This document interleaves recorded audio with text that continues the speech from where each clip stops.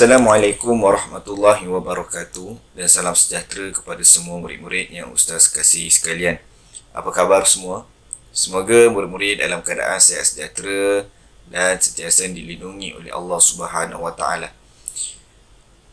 Kita akan sama-sama membacakan surah An-Nas, iaitu topik yang terkandung di dalam bidang Al-Quran, semestinya di dalam subjek pendidikan Islam. Sebelum kita belajar tajuk pada hari ini, marilah sama-sama kita membacakan doa belajar. Bismillahirrahmanirrahim. Allahumma ftah alayna hikmataka wanshur alayna min khazaini rahmatika ya arhamar rahimin. Allahumma ftah alayna hikmataka wanshur alayna min khazaini rahmatika ya arhamar rahimin. Amin. Bismillahirrahmanirrahim. Rabbi shrah li sadri wa yassir li amri wahlul 'uqdatam min lisani yafqahul qawli. Rabbi shrah li sadri wa yassir li amri wahlul 'uqdatam min lisani yafqahul qawli. Baiklah murid-murid, kita akan sama-sama membaca surah An-Nas. Tapi sebelum itu, bilakah kebiasaannya kita membaca surah An-Nas? Mari kita perhatikan gambar yang terkandung di dalam skrin ini. Okey, yang pertama kita membaca surah An-Nas apabila sebelum menunaikan solat. Begitu juga sebelum kita masuk tidur. Mengapa kita membaca surah An-Nas? Untuk mengelakkan daripada bisikan syaitan ataupun gangguan syaitan semasa kita solat maupun semasa kita tidur. Okey. Jadi surah An-Nas ini sememangnya ringkas, sememangnya mudah untuk dibaca kerana bilangan ayatnya tidak banyak. Okey, cuba kita kira. 1, 2, 3, 4, 5, 6. Jadi hanya 6 ayat yang terkandung di dalam surah An-Nas ini. Okey. Jadi mari sama-sama kita membaca surah An-Nas. A'udzu billahi minasy syaithanir rajim. Bismillahirrahmanirrahim. Qul a'udzu birabbin nas, malikin nas, ilahin nas, min syarril waswasil khannas, alladzi yuwaswisu fi sudurin nas, minal jinnati wan nas. Boleh murid-murid? Okey, sekali lagi kita akan membaca surah An-Nas. Okey. Bismillahirrahmanirrahim. Qul a'udzu birabbin nas. Okey murid-murid, kat sini birabbin nas perlu dengung sebanyak 2 harakat kerana ada nun syaddah, seperti mana yang murid-murid belajar pada tahun 1 sebelum ini. Begitu juga dengan ayat yang kedua ini, ketiga sehinggalah ayat yang ke-6. Malikin nas, ilahin nas, min syarril waswasil khannas, alladzi yuwaswisu fi sudurin nas, minal jinnati wan nas. Jadi murid-murid telah membaca surah An-Nas sebentar tadi. Okey. Jadi kita akan pergi kepada muka surat yang seterusnya. Sebut dengan betul dan lancar. Yang pertama, Birob bin Nas. Okay.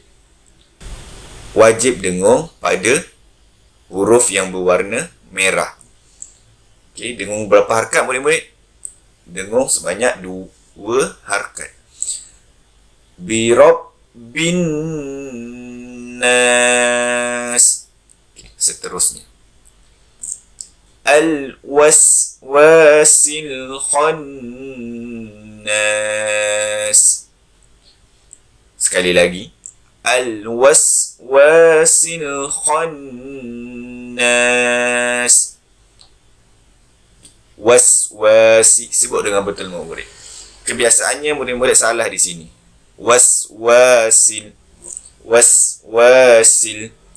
Al-waswasil khannas. Okey, yang ketiga. Minal jinnati wan nas. Ada 2 tempat di mana murid-murid perlu dibaca dengan dengung. Berapa harakat murid-murid? 2 harakat. Minal jinnati wan nas. Okay, yang terakhir. Sudurin nas. Sudurin nas. Okay. Jadi ini antara potongan-potongan ayat yang terkandung di dalam surah An-Nas. Kita kena latih banyak kali supaya bacaan kita tepat. Okay, kerana surah An-Nas ini sememangnya mudah. Tetapi kita perlu ambil perhatian terhadap hukum tajwid. Okay, hukum tajwid di mana ada potongan-potongan ayat yang perlu kita baca dengan dengung. Okay, seperti mana yang saya terangkan tadi, kita kena dengung sebanyak 2 harakat. Okay, barulah bacaan kita menepati hukum tajwid. Okey, info. Cuba perhatikan kepada info ini. Okey, surah An-Nas ialah surah yang terakhir dalam Al-Quran, iaitu yang ke-114. Okey, surah An-Nas merupakan surah yang terakhir. Nanti murid-murid tengok di dalam Al-Quran, muka surat belakang sekali itu adalah surah An-Nas. Okay. Sifat was-was manusia berpunca daripada jin dan manusia itu sendiri. Ini adalah maksud yang terkandung dalam surah An-Nas. Okay. Kita membaca surah An-Nas untuk mengelakkan sifat was-was ini. Kerana sifat was-was ini berpunca daripada jin dan manusia itu sendiri. Okay. Macam mana kita nak tahu was-was ni? Was-was ni biasanya kita, contoh kita hendak solat. Kita dah wuduk ke belum tadi? Nak pergi ke solat? Dah ke belum? Dah ke belum? Maksudnya itulah was-was.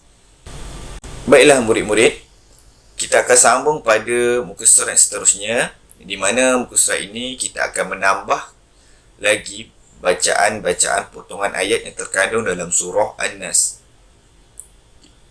Kita kena perhatikan tempat-tempat yang perlu kita baca secara dengung. Okey, berapa harakat? 2 harakat. Kita membaca potongan ayat yang berwarna kuning dahulu. Malikin nas. Okay, macam mana kita nak rasa dengung? Okay, di sini hidung. Kita rasa macam hidung kita ini bergetar. Malikin nas. Okay, ulang lagi. Malikin nas. Okay, yang kedua. Ilahin nas. Ulang murid-murid. Ilahin nas. Alladhi yuwaswisu. Alladhi yuwaswisu. Okey. Kita berpindah kepada potongan ayat yang berwarna biru. Ilahin nas. Dengung ya murid-murid. Ilahin nas. Malikin nas. Minal jinnati wan nas. Ulang sekali lagi. Yang ini agak panjang. Minal jinnati wan nas. Okey, ayat yang keempat. Qul a'udzu birabbin nas. Qul a'udzu birabbin nas. Yang keempat. Min syarril waswasil khannas. Min syarril waswasil khannas. Yang terakhir. Alladzi yuwaswisu fi sudurin nas. Alladzi yuwaswisu fi sudurin nas. Okay, itu adalah potongan ayat yang terakhir. Setelah kita membaca surah An-Nas tadi pada permulaannya, dan yang kedua, kita telah membaca potongan-potongan ayat yang terkandung di dalam surah An-Nas. Perbanyakkan latihan supaya bacaan surah An-Nas kita ini bertambah lebih baik, terutama yang melibatkan kawasan-kawasan yang perlu kita baca secara dengung. Okey. Kita tengok sikit. Siapa ni? Anis. Okey, Anis kata apa? Tahukah kawan, was-was ialah perasaan kurang yakin yang sering mengganggu manusia dalam menunaikan ibadah. Was-was ialah perasaan kurang yakin yang sering mengganggu manusia dalam menunaikan ibadah. Dari mana datangnya was-was ini? Okey, daripada gangguan syaitan, bisikan syaitan. Macam mana kita tahu tadi? Was-was ini datangnya daripada jin dan manusia. Jin dan manusia itu sendiri. Okey. Itu saja pembelajaran kita pada hari kali ini. Semoga murid-murid dapat membaca surah An-Nas dalam kehidupan seharian, sentiasa menyemak bacaan surah An-Nas bersama ibu bapa dan ahli keluarga, dan menghafaz surah An-Nas dengan baik. Semoga pembelajaran kita pada hari ini memberi manfaat kepada murid-murid dan dapat diamalkan dalam kehidupan seharian. Sekian, Assalamualaikum warahmatullahi wabarakatuh.